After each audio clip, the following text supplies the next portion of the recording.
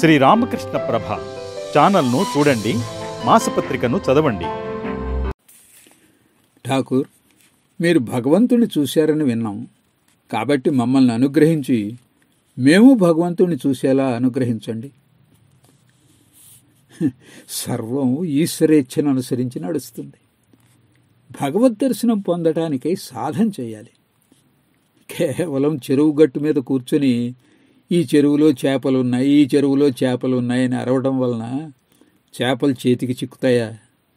వాటిని పట్టడానికి కావలసిన పరికరాలైన గాలపు సువ్వ, దారం, ఎర వీటిని సంపాదించి ముందుగా చేపలను ఆకర్షించే ఆహారాన్ని నీటిలో చల్లు. అప్పుడు అడుగున ఉన్న చేపలు పైకొస్తాయి. అప్పుడు నువ్వు వాటిని పట్టుకోవచ్చు. ఏ ప్రయత్నమూ చేయక మీరు ఊరక కూర్చునుండి నన్ను మీకు భగవంతుణ్ణి చూపించమని అడుగుతున్నారా? పెరుగు తోడు పెట్టి వెన్న చిలికి మీ నోటికి అందించాలా? చేపను పట్టుకుని మీ చేతిలో పెట్టాలా? ఎంత విపరీతంగా ఉంది మీ కోరిక! గాలి వీచనంతసేపు ఉక్కగా ఉంటే విసనకరతో విసురుకుంటాం. ధనికులకు పేదలకు అందరికీ సమానంగా హాయినొసగే మలయమారుతం వీచన ఆరంభించగానే విసనకర్రను పక్కన పెడతాం. దైవకృప కలిగే వరకు స్వప్రయత్నాన్ని సాగించాలి.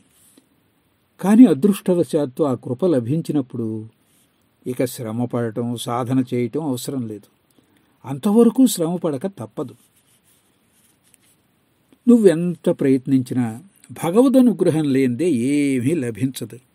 ఆయన కృప లేకుండా నువ్వు ఆయన సాక్షాత్కారాన్ని పొందలేవు. కానీ భగవత్ కృప కలగాలంటే అహంకారాన్ని నిర్మూలించాలి. నేను కర్తను అనే అహంకారం ఏమాత్రం ఉన్నా నువ్వు భగవంతుణ్ణి చూడలేవు సుమా.